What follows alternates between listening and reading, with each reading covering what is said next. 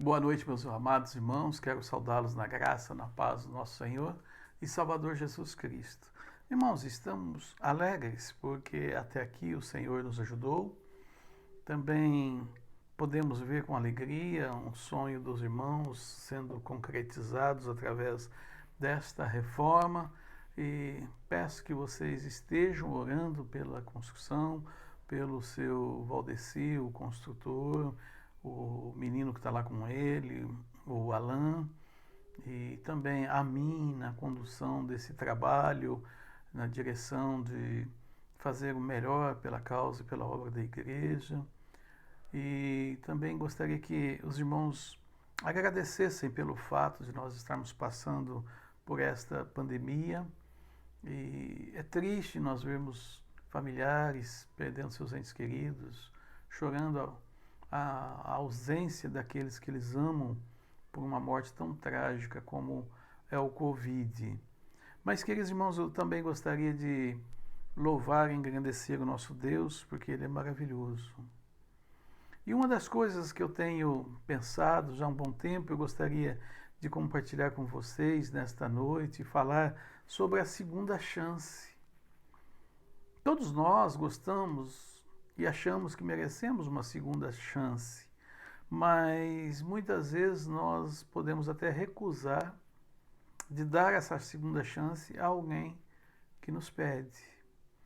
Aqui há um texto em Atos capítulo 15, os versículos 36 ao 41, que mostra exatamente para nós quão é importante alguém receber a segunda chance.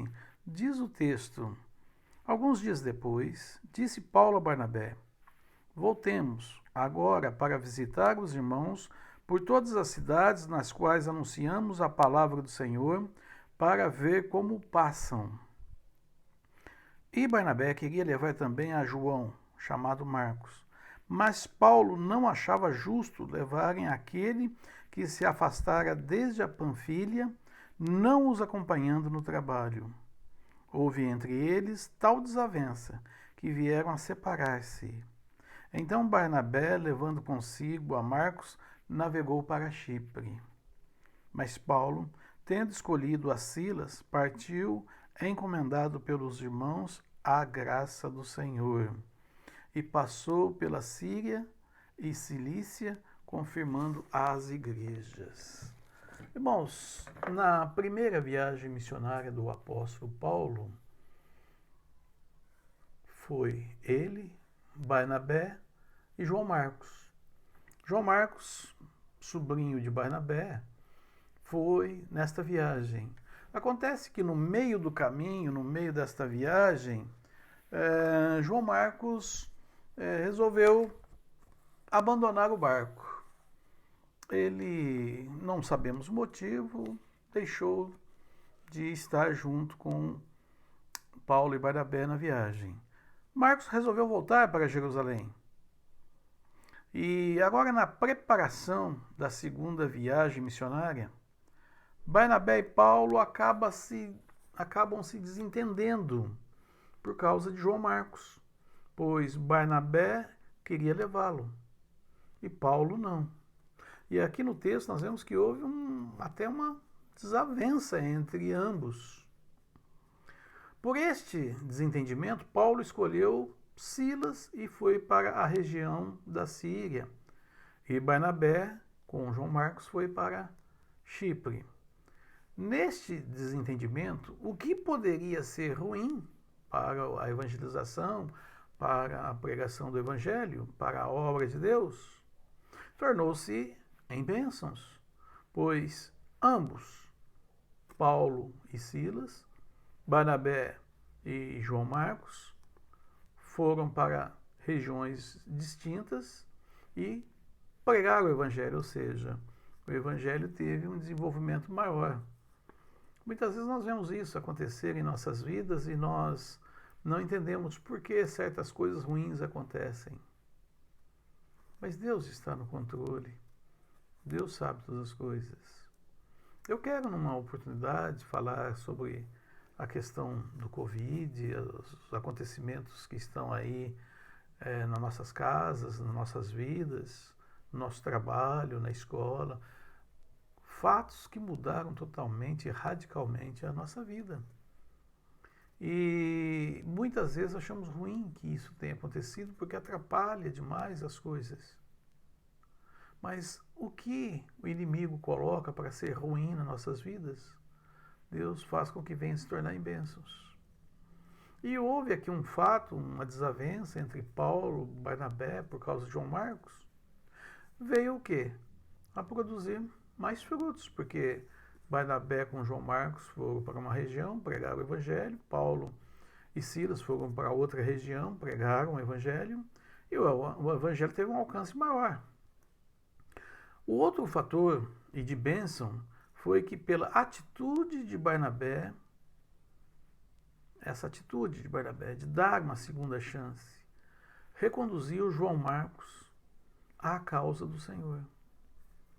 Irmãos, nós não vamos aqui entrar em detalhes o porquê aconteceu, se Paulo acertou, se Paulo errou, se Barnabé errou, se Barnabé acertou. Cremos, e a própria Escritura vai nos mostrar que Barnabé acertou, porque através desse trabalho e dessa, digamos, desejo de Barnabé de reconduzir João Marcos a ser um bom evangelista, a seguir a carreira do Senhor, fez com que ele pegasse firme.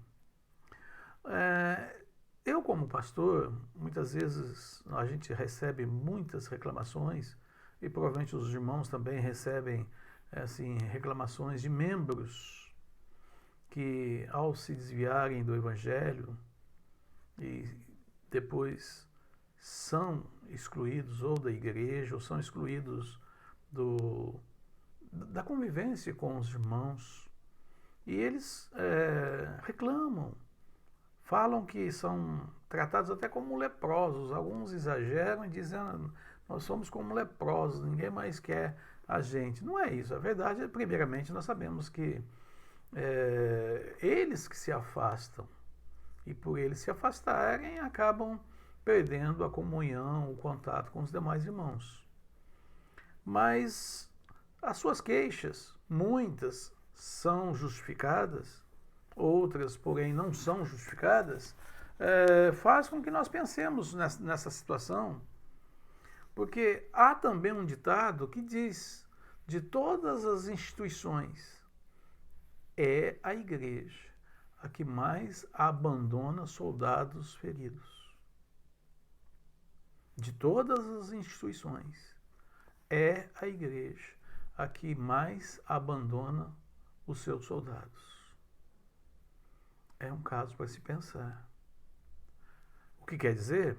Que nós, cristãos, abandonamos irmãos que por pecado, desânimo ou qualquer outro motivo e ficam feridos, são abandonados pelo caminho.